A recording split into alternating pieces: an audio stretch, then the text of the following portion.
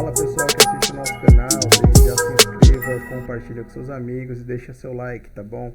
Bom pessoal, no vídeo de hoje a gente vai estar falando sobre RSI, tá? O nosso indicador de índice de força relativa, tá? E o que isso significa, como que a gente pode entrar numa operação de trader considerando algum indicador técnico, ou seja, podemos utilizar o RSI. A gente está aqui olhando o gráfico do BTC, né? E sem algum indicador técnico eu não tenho como simplesmente fazer uma entrada de compra ou venda aqui esperando receber algum lucro na operação, tá? Então vamos pegar um exemplo. Entrei na operação de mercado futuros com R$ 500, estou alavancado em 30 vezes e preciso tirar um lucro de pelo menos R$ 300, tá?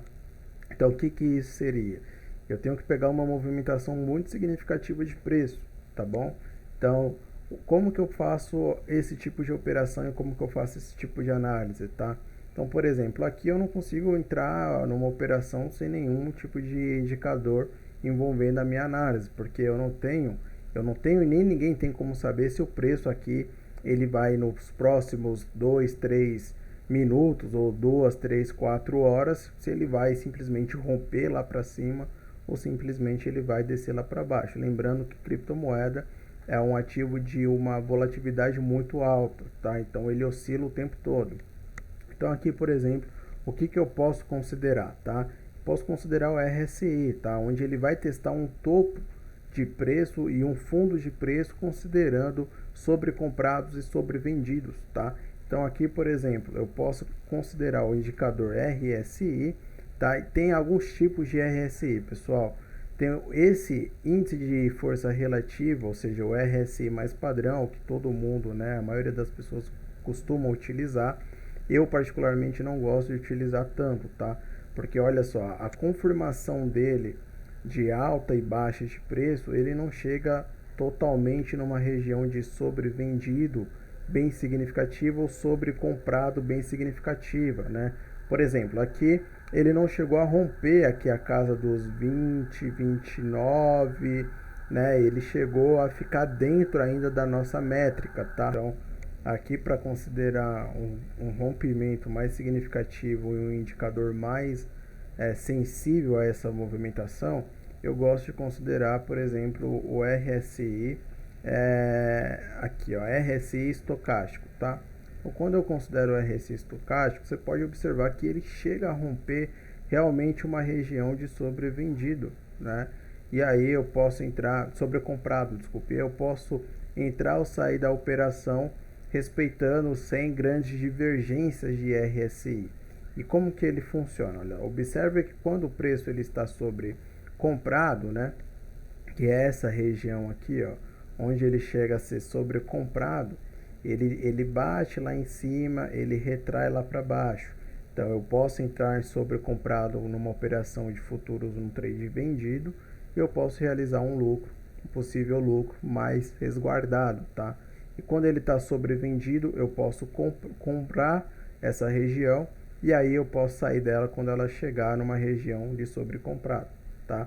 Então, claro que tem as divergências, né, de RSI, por exemplo, aqui ele estava sobrecomprado e aí ele não chegou a ter uma grande volatilidade no preço, considerando essas movimentações aqui, onde ele caiu bastante aqui no nosso RSI, mas no nosso tempo gráfico ele não caiu tanto assim, né? No entanto, eu gosto de considerar esse tipo de RSI porque ele é mais volátil, tá? Ele sai mais da curva de sobrecomprado e sobrevendido, muito diferente do RSI padrão que todo mundo utiliza, que ele ainda continua dentro, né, das regiões. Então, nessas extremidades é onde eu gosto de entrar na operação, entendendo que é uma operação mais segura, tá? E buscando e visando, obviamente, o lucro. Então, aqui, por exemplo, o BTC ele não chegou a romper a nossa resistência aí de longo prazo, né? O que era um suporte virou resistência aí de longo prazo, tá? Então ele não chegou a se consolidar lá em cima e eu vou considerar que ele entrou efetivamente numa alta quando ele romper essa resistência e ele se confirmar aqui no pullback e começar a ganhar força de alta, tá? Então até o momento, embora o mercado esteja eufórico com o BTC, eu ainda não considerei uma tendência de alta, tá, no BTC. Então, aqui eu entendo que por ser um ativo de volatilidade muito alta, ele simplesmente está numa região que está favorecendo o preço, mas ele não entrou efetivamente numa região de alta, tá?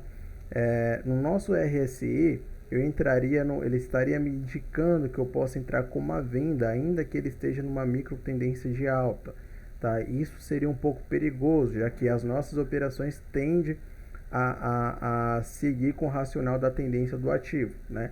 Mas considerando o nosso RSI, observe-se que mesmo na tendência de alta, você tem topos e fundos, tá certo? Topos e um possível fundo. Então, se o meu RSI, tá, de força estocástica, tá me indicando que eu tenho que entrar, que eu posso entrar numa operação vendido, tá? Então eu vou considerar esse indicador para entrar vendido numa operação para fazer meus R$ 300, tá bom? Embora eu tenha alguns outros indicadores que eu também gosto de considerar no meu RSI para confirmação do próprio RSI. Então, por exemplo, eu venho aqui nos indicadores, digito RSI e eu tenho uma estratégia do RSI. E como que essa estratégia funciona? O que que ela envolve? Quando a gente vem aqui, ó, rastreador de fundamentos, ela considera o mercado, tá? E o mercado ele está em queda, olha só, viés de baixa, né? A gente pode considerar ali o SBPE, B3, né? A gente pode considerar a JBS, a gente pode considerar aqui o Banco do Brasil, né? O Banco Bradesco, Itaú, a Vale, a Petrobras. Então todos os mercados estão sendo considerados nesse indicador, tá bom? E o que que é legal aqui? Eu tenho também, quando eu venho aqui, ó, estratégia, eu tenho também um painel de negociação que envolve todos os books, né, de trade, e eu posso acompanhar isso em tempo ao vivo, tá? Então quando eu olho aqui a minha lista de traders, olha só, eu tenho aqui, eu tô olhando a Binance, tá? Pelo TradingViews, e eu posso considerar algumas operações grandes que estão circulando aí no momento. Então eu tenho aqui operações que se encerraram, quem saiu da operação, né? Eu posso ver aqui o lucro ou prejuízo dessa pessoa, desse trader. Então ele envolve alguns traders grandes, tá? Então, olha só, quando eu tracei esse novo RSI, ele me trouxe aqui, ó, uma compra, tá certo? E uma venda, tá? O topo mais alto e um topo mais baixo de sobrevendido e sobrecomprado.